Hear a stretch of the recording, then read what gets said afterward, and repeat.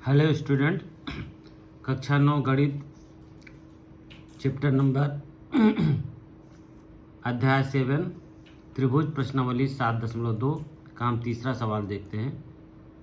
आगे की वीडियो में हमने पहला दूसरा सवाल कर दिया था। अब ये कहता है कि ए बी सी एक समद्विबाहु त्रिभुज है। ए बी सी क्या है? समद्विबाहु त्रिभुज है। त्रिभुज बराबर भुजाएं ए सी और ए बी पर। बराबर भुजाएं कौन सी हैं? एक ए बी भुजा है, एक ए सी भुजा है। ये दोनों भुजाएं बराबर हैं, ए सी और ए बी। समद्विबाहु त्रिभुज में दो भुजाएं बराबर होती हैं, तो ए सी और ए बी दो भुजाएं बराबर हैं। शीर्ष लंब क्रमशः बी ई और सी एफ हैं। ये शीर्ष लंब खींचा गया है। बी तथा सी एफ शीर्ष लंब खींचे गए हैं। दर्शाइए कि ये शीर्ष लंब बराबर हैं। तो हमको दर्शाना है कि शीर्ष लंब बने सी एफ और बी जो है आपस में बराबर हैं। इसको हम कैसे सिद्ध करेंगे? सबसे पहले दिया है, तो दिया है क्वेश्चन में से लिखते हैं। दिया है के लिए एक समबाहु त्रिभुज ए बी सी में, ये समबाहु त्रिभुज ए बी सी में ए बी बराबर है ए सी के, तथा शीर्ष बी से भुजा ए सी पर, भुजा शीर्ष बी से भुजा ए सी पर लंब बी है, और शीर्ष सी से भुजा ए बी पर लंब सी एफ है।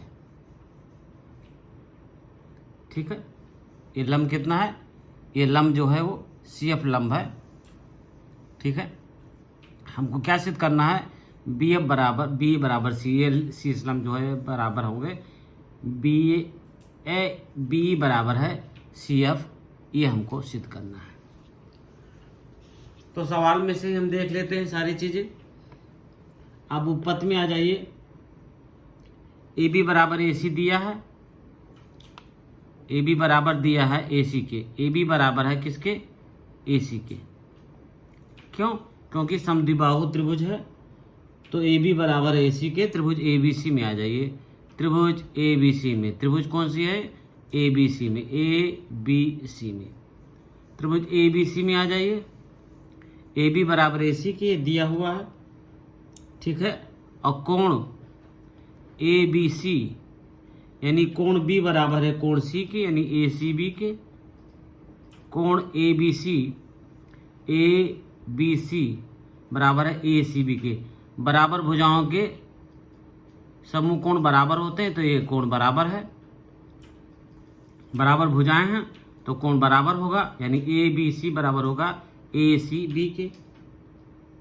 ठीक है, अब आ जाइए, हम दोनों त्रिभुज में तुलना कर लेते हैं। आप त्रिभुज बी सी एफ और त्रिभुज बी सी एफ और त्रिभुज बी सी में, बी सी ई में।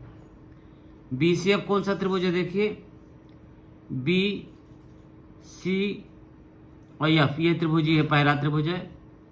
और बी सी ई में, बी सी ई में ये त्रिभुज है। बी सी एफ आधार बी सी है, तो ये त्रिभुज एक बन गया इस आधार पर। बी सी आधार पर एक त्रिभुज बन गया बी सी एफ, और बी सी आधार पर एक त्रिभुज बन गया बी सी ई। ये दोनों त्रिभुज में हम ले लेते हैं। दोनों त्रिभुजों में हम लेते हैं, क्या होता है? तो एंगल बी एफ सी बराबर है एंगल बी ई सी के, बी ई सी के। बी एफ सी यानी एफ एंगल बराबर है एंगल ई के, यानी बी एफ सी बराबर है बी ई सी के, यानी ये एंगल जो है इस एंगल के बराबर है। क्योंकि बराबर है, इसलिए बराबर है क्योंकि बीई जो है ये क्यों बराबर है? बी एफ सी, देखो त्रिभुज बी सी एफ में और त्रिभुज बी सी ई में बी एफ सी बराबर है बी ई सी के। क्यों बराबर है? क्योंकि अब देखिए बी लंब है किसके? ए सी पर। बी जो है ए सी पर लंब है, बी ई जो है ए सी पर लंब है, और सी एफ जो है वो ए बी पर लंब है। सी एफ जो है वो लंब है किस पर? ए बी पर। सिर्फ सी एफ लंब है ए बी पर, ये इस पर लंब है, ठीक है, इसलिए बराबर होगा। अब एफ बी सी, कोण एफ बी सी बराबर होगा कोण ई सी बी के, बी बराबर सी के होगा, यानी एफ बी सी बराबर हो जाएगा ई सी बी के। एफ बी सी यानी ये कोण बराबर हो जाएगा इस कोण के, और त्रिभुज ए बी सी बराबर हो जाएगा, त्रिभुज ए बी सी बराबर हो जाएगा ए सी बी के। त्रिभुज ए बी सी यानी कोण बी बराबर हो जाएगा कोण सी के, यानी ए बी सी बराबर हो जाएगा ए सी बी के। या ये आप कह लीजिए ए बी सी कह लीजिए, या कह लीजिए F B C, A B C कह लीजिए या कह लीजिए एफ बी सी बराबर हो जाएगा ई बी सी के। चाहे जो कह लीजिए, आप कह लीजिए ए बी सी या कह लीजिए ई, एफ बी सी बराबर होगा। और बी सी दोनों उभयनिष्ठ है, बी सी बराबर है बी सी के, दोनों में उभयनिष्ठ है, उभयनिष्ठ है, दोनों में उभयनिष्ठ है, ये दोनों में बी सी उभयनिष्ठ है, इसलिए त्रिभुज बी सी एफ सर्वांगसम होगा त्रिभुज बी सी ई के, दोनों त्रिभुज सर्वांगसम होगा, इसलिए बी ई बराबर हो जाएगा सी एफ के। हमें यही सिद्ध करना था, इति सिद्धम, हमको यही सिद्ध करना था। बी सी उभयनिष्ठ है, तो बी सी एफ बराबर हो जाएगा बी सी ई के। देखिए बी सी एफ यानी ये बी सी एफ बराबर हो जाएगा आपका ई बी सी के, बी सी एफ यानी ये कोण के बराबर हो जाएगा, इसलिए बी बराबर हो जाएगा, बी ई बराबर हो जाएगा किसके? सी एफ के। बी बराबर सी एफ के हो जाएगा, अर्थात दोनों शीर्षलंब बराबर, अर्थात क्या लिख देंगे? अर्थात दोनों शीर्षलंब जो है बराबर हैं। बहुत आसान तरीका हमने लगा दिया, दो कोण बराबर कर दिया, एक भुजा बराबर कर दी तो त्रिभुज सर्वांगसम हो गया।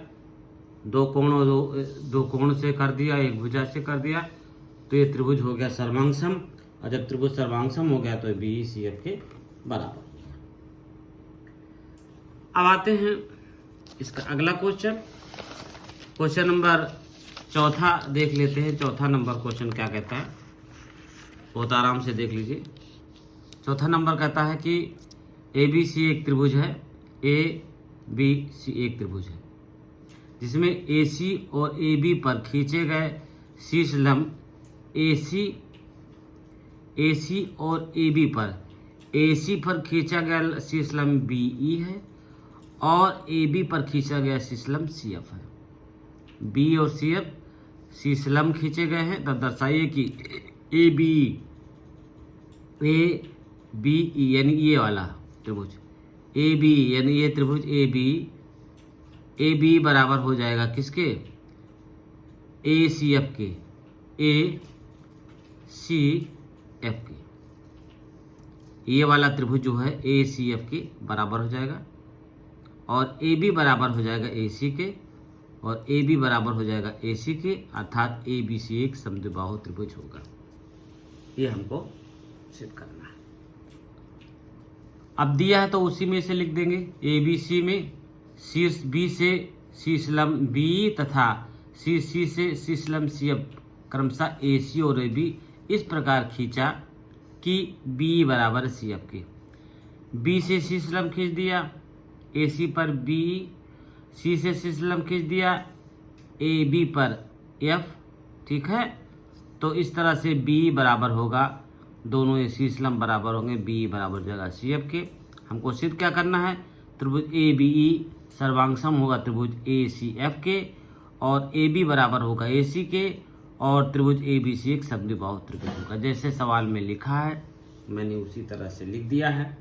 अगर आप ये लिख देते हैं तो फिगर बना देते हैं और दिया है सिद्ध करना है लिख देते हैं तो आपको कुछ नंबर ज़रूर मिल जाएंगे। आप उपपत्त में आ जाइए।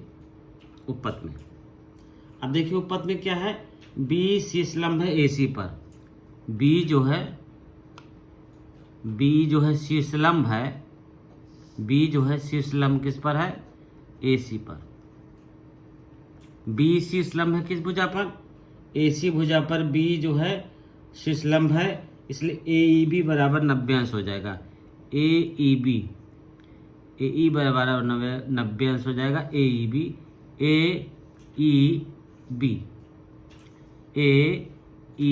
ये कोण जो हो जाएगा 90 अंश के हो जाएगा। AEB किसके अंश हो जाएगा, 90 अंश। और AB किसके बराबर हो जाएगा, ABE किसके बराबर हो जाएगा, AB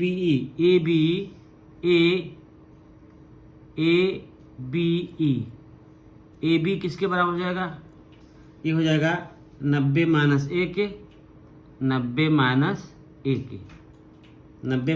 1 हो जाएगा ये। ठीक है, ये किसके बराबर हो जाएगा, 90 माइनस 1। इसी प्रकार देखिए, इसी प्रकार CF शीर्षलंब है। CF जो है शीर्षलंब है किस पर, AB पर।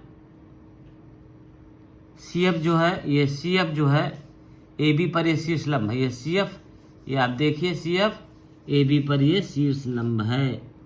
AB पर क्या है, शीर्षलंब है।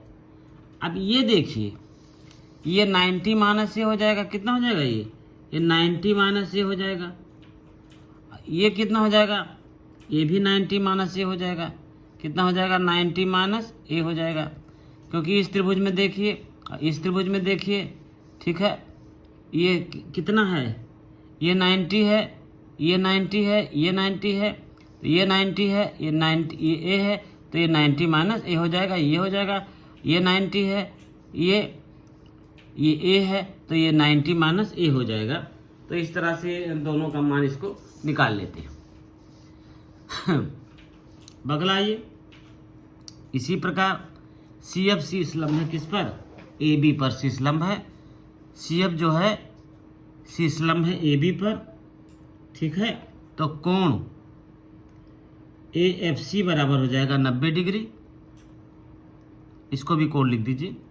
कोण AFC बराबर हो जाएगा 90 डिग्री और कोण ACF बराबर हो जाएगा 90 माइनस ए। कोण ACF बराबर हो जाएगा कितना, 90 माइनस ए।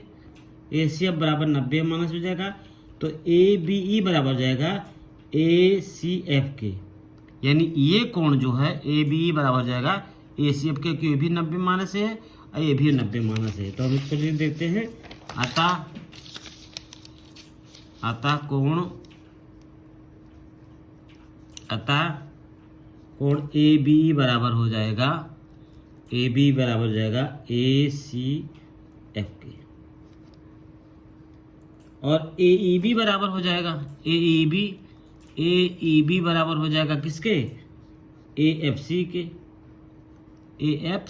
AEB। अब देखिए AEB बराबर हो जाएगा AFC की प्रत्येक 90 अंश है। ये क्या है, प्रत्येक 90 अंश है, इसलिए ये बराबर हो जाएगा, प्रत्येक 90 अंश है। यहाँ देखिए प्रत्येक 90 अंश है। AEB यहाँ देख लीजिए, हम देखते हैं AEB ये 90 अंश है और ये 90 अंश है। AEB बराबर हो जाएगा AFC के, AF और C के, ये भी प्रत्येक 90 अंश का है, इसलिए बराबर होगा। और B बराबर CF दिया है। B बराबर किसके दिया है, B बराबर दिया है CF के। फिगर में देखिए B जो है वो CF के बराबर है। B बराबर है CF के, फिगर में दिया हुआ है, इसलिए त्रिभुज ABE सर्वांगसम होगा त्रिभुज ACF के ये किस नियम से? एंगल साइड एंगल से। एंगल साइड एंगल से दो एंगल बराबर हो, एक साइड बराबर हो तो त्रिभुज क्या हो जाएगा? सर्वांगसम हो जाएगा। तो ये पहला सिद्ध हो गया। और दूसरा आ जाइए, दूसरे में क्या कहता है? दूसरे में कहता है त्रिभुज ABE सर्वांगसम है किसके? ACF के। AB सर्वांगसम है ACF के, तो AB बराबर हो जाएगा AC के। AB बराबर हो जाएगा AC के। अगर ये दोनों सर्वांगसम है ABE सर्वांगसम है ABE, ये सर्वांगसम है किसके?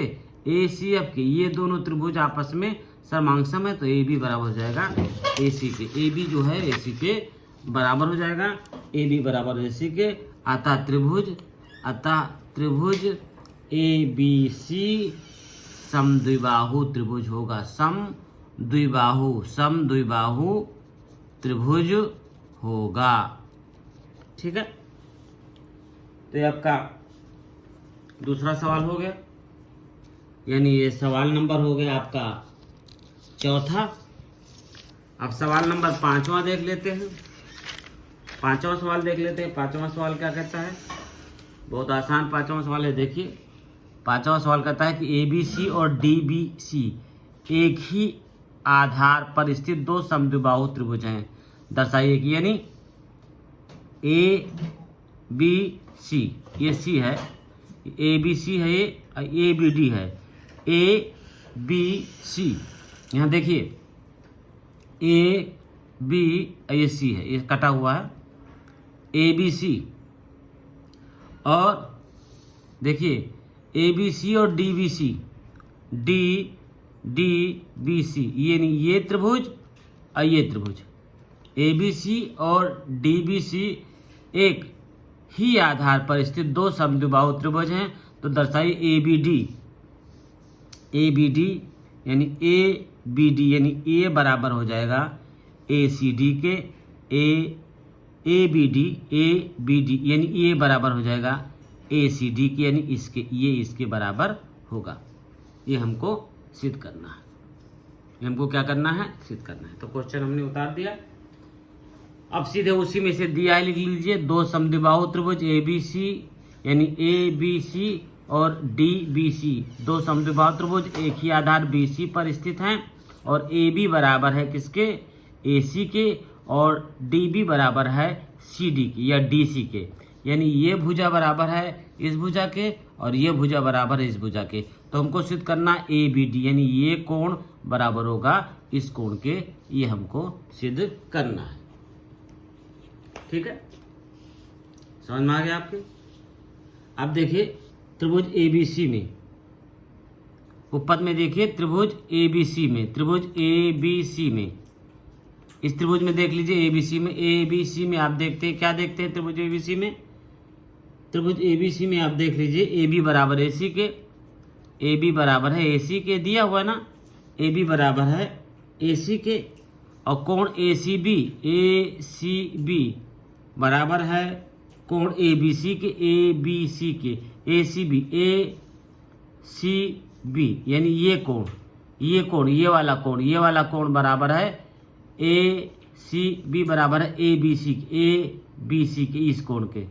ये वाला कोण बराबर है इस कोण के, ये वाला कोण बराबर है इस कोण के, और DB बराबर DC के। DB बराबर किसके है? DC के। इसको समीकरण फर्स्ट मान लीजिए, इसको समीकरण आप मान लीजिए फर्स्ट। पुनः DBC में, पुनः त्रिभुज DBC में यानी छोटे वाले त्रिभुज में ले लेते हैं, पुनः त्रिभुज DBC में ले लेते हैं। तो पुनः त्रिभुज DBC में DB बराबर DC के, ये दिया हुआ है, DB बराबर है DC के, इसलिए कोण BCD बराबर हो जाएगा कोण CBD के। BCD ये कोण, ये वाला कोण बराबर हो जाएगा BCD बराबर हो जाएगा CBD के, इस कोण के। ये वाला कोण इस कोण के बराबर हो जाएगा, ये कोण इस कोण के बराबर हो जाएगा। समीकरण हो जाएगा ये दूसरा। ठीक है, समीकरण 1 और 2 को जोड़ने पर समीकरण 1 तथा समीकरण 2 को जोड़ने पर समीकरण 1 और 2 को जोड़ दीजिए, कितना हो जाएगा, कोण ACB प्लस BCD, बाएं तरफ वाला बाएं तरफ जोड़ दीजिए, दाएं तरफ वाला दाएं तरफ, ABC प्लस CBD। ठीक है, अब देखिए ये आता है ACB प्लस BCD बराबर ACD, किसके बराबर हो जाता है, ACD के। ये दोनों का योग करेंगे तो ABD के, ABD के।